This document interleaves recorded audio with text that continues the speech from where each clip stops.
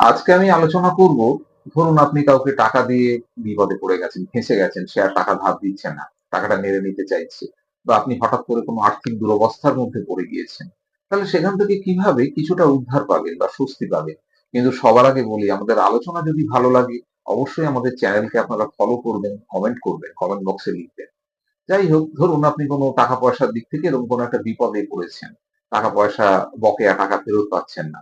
সেক্ষেত্রে কি করবেন? শুক্রবার দিনটাকে বেছে নিন। শুক্রবার, শুক্র হচ্ছে জড়জাগতিক উন্নতির কারক।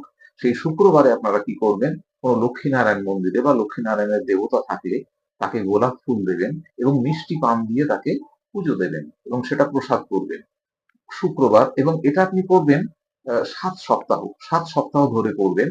এবং তার সঙ্গে আপনার যে প্রেমিক বা প্রেমিকা বা স্বামী বা স্ত্রী, তাকে একটু খুশি রাখার, ভালো রাখার, বা তার সঙ্গে একটু ভালো সম্পর্ক রাখবেন। নিজেও একটু সুন্দর পোশাক আশাক পরবেন, নোংরা থাকবেন না।